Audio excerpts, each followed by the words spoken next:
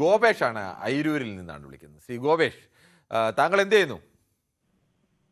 സാറേ, ഞാൻ ഈ ഓൾ കേരള ടാക്സി അസോസിയേഷന്റെ ഈ കരുണ ടാക്സി ഡ്രൈവേഴ്സ് ഓർഗനൈസേഷൻ എന്ന് പറയുന്ന സംഘടനയുടെ സംസ്ഥാന പ്രസിഡന്റാണ്. ഏതാണ് കരുണ ടാക്സി ഡ്രൈവേഴ്സ് ഓർഗനൈസേഷൻ എന്ന് പറയുന്ന ടാക്സി ശരി, ഓക്കെ. എന്തായാലും താങ്കൾ ടാക്സിയൊക്കെ ഓടിക്കുന്നതിനിടയ്ക്ക് ഒരുപാട് ഇത്തരം കാര്യങ്ങളൊക്കെ കാണുകയും വാർത്തകൾ കാണുകയും ഒക്കെ ചെയ്യുന്ന ആളുകളായിരിക്കുമല്ലോ നിങ്ങളുടെ ഇടവേളകളിലൊക്കെ. അപ്പോൾ താങ്കൾക്ക് എന്ത് തോന്നുന്നു ഈ ഇത്തരം മരണച്ചടങ്ങുകളിലൊക്കെ, അത് പ്രത്യേകിച്ച് ആരെങ്കിലും ഒരു സെലിബ്രിറ്റി മരിച്ചാൽ അവരുടെ ഭാര്യയ്ക്കോ മക്കൾക്കോ അടുത്ത ബന്ധുക്കൾക്കോ ആ മൃതശരീരത്തിനടുത്തൊന്നും നിന്ന് കരയാൻ പോലും കഴിയാത്ത ഒരവസ്ഥയിലേക്ക് അതിലേക്ക് നുഴഞ്ഞു കയറേണ്ട കാര്യമുണ്ടോ?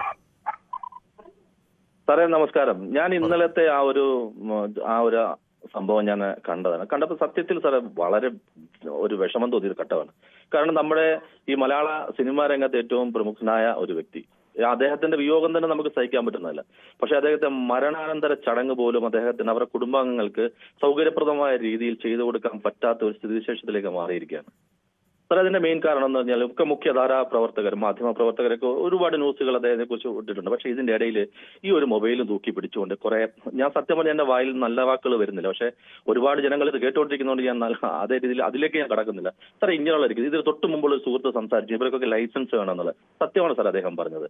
ഇതിനൊക്കെ ഒരു നിയന്ത്രണം ഉണ്ടാകണം കേരളത്തിൽ.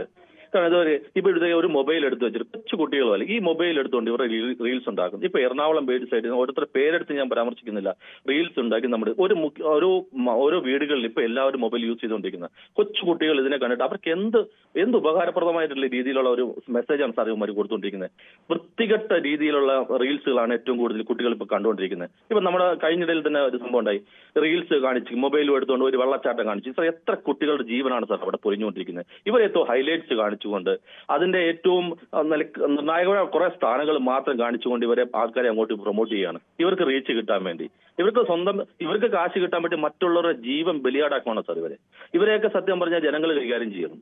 എന്റെ മുമ്പിൽ വന്നത് സത്യം പറയാം സാർ, ഇവന്മാരുടെ മോന്തയം തല്ലി പൊട്ടിക്കും. എന്റെ കയ്യിൽ വന്നു കഴിഞ്ഞാൽ, ഞാൻ ഒരു ടാക്സി മേഖലയിൽ പ്രവർത്തിക്കുന്ന ഒരാളാണ്. ഞങ്ങളുടെ ഇടയിൽ തന്നെ ഒരുപാട് പേര് ഇങ്ങനെ വന്നിട്ടുണ്ട്.